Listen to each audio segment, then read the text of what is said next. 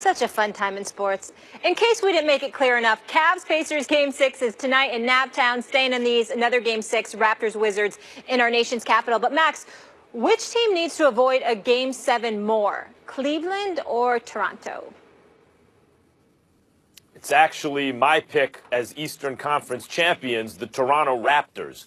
You know, I think that they are going to win, but if it goes 7 games, then not only the ghosts of the past, you know, there's the psychological whammy everyone worries about, but in my view, it's more than that. It's that it will indicate that the Raptors have fallen back into the trap that at times befell them during the regular season, which is they play this excellent brand of basketball through most of the game, offense and defense. That's why for most of the season, they were a top 5 offense and defense in the NBA.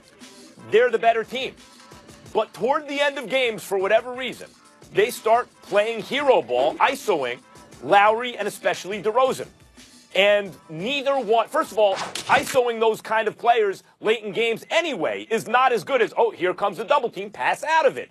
Get an open look somewhere, right? That's usually a better idea anyway. But particularly when your best players, the guys you're isoing, are 4-star and not 5-star players, which is DeRozan and Lowry. They're not superstars. They're all-stars. Well, let's focus on DeRozan. He's the best player on the team. He's an all-star, maybe even a 4-point something, but he ain't an MVP. He's not a 5. And so when your guy is simply not good enough to do that, it's a bad idea, but it's compounded by the fact that he ain't LeBron James, for example. The best player on the floor, in fact, in that series will be John Wall. So I like Toronto to close it out, but they need to avoid a Game 7. And Stephen A., before I even touch on the Cavs, I'll save that for you. It's the Cavs who need to avoid a Game 7.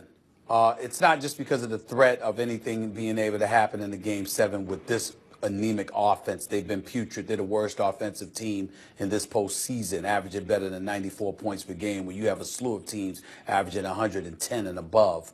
The offense has been absolutely horrific when you take that into account, along with the fact that LeBron James, the minutes that he's had to log, the things that he's had to do to come to the rescue. You just don't want that to be that taxing on his body for the second go-round, the semifinals of the Eastern Conference playoffs. You want to sit up there and get this series over with as quick as you possibly can, especially since I believe the Washington Wizards will win tonight in Chocolate City and will force a Game 7. And so because they force a Game 7, if Cleveland were to win tonight, those are additional days of rest that LeBron James and the rest of the crew will get. Maybe the offense will come together and be able to play better because of it. Most certainly, LeBron James is going to be able to enjoy some rest in that particular moment in time, because he's definitely going to have to carry the load heavily against the Toronto Raptors in the semifinals. That's the way I view it. And so it's one of those situations where when you look at it, you know, obviously the Wizards are a threat to Toronto, and we get that. We also understand that Indiana is going to be a threat, and you can't ignore that. And you can't ignore the fact that if they walked into a Game 7 in Cleveland, they're playing with house money, which would make things exceptionally tight.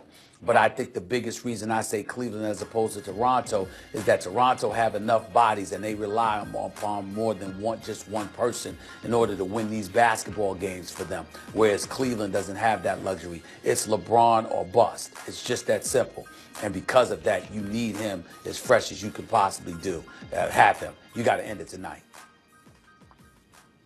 I hear your point about, and I think it's a good one, about going forward. If we spin it forward, then, and assuming both Toronto and Cleveland get out of a Game 7 in advance, then you'd be right. Then sure, Cleveland needs it more. What I'm saying is, there may not be any going forward. And just as you said, well, I'm not talking about anything can happen in a Game 7. I'm saying, like, let's look at what is likely to happen in a Game 7. If Toronto is forced there, it means once again, likely, they have played incorrectly at the end of the game. That says something bad. It says they can't exercise that demon. And in fact, they're up against a team that's just as good as them, according to this series. And that other team also has the best player on either team in John Wall. If you look at Cleveland, on the other hand, even if they get to a Game 7, if Indiana forces it, even though all the Cleveland wins have been close, the history of the NBA tells us that on this level, in a Game 7, take the team with the best player. That's LeBron James. And it's not only the best player, but when the best player is also the best player in the world, they tend not to lose game sevens in the first round. Teams like Indiana, nice team. But again, no five-star player on that team. Oladipo, like DeRozan's a four-star guy. That's the point. Yes, spinning forward. Toronto deeper.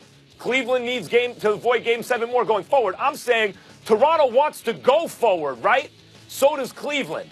Both those teams in a game seven, Cleveland's going to win that game seven. I'm not so sure about Toronto. Well, remember, I picked Toronto to win in Game 7 back in Toronto before the series even began, so it's consistent with my prediction. I've always believed the series was coming down to this, and I have no reason to believe otherwise. And I also said each team would protect its home court. Nobody would win on the road. And don't forget, guys, Utah can also close out tonight as well. But we'll get into more NBA a little bit later. Still to come, Baker Mayfield. Speaking of needing to avoid a game seven. Right? I absolutely love this. Did you guys see this picture? He channeled Brett Favre before the draft last night, but he didn't get passed up on the way Favre did in his jorts.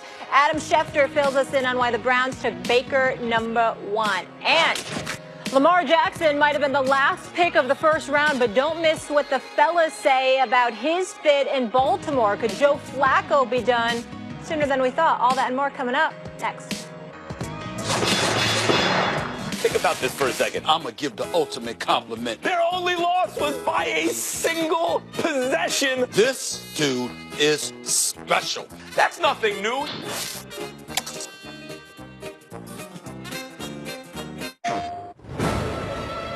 Where must we go?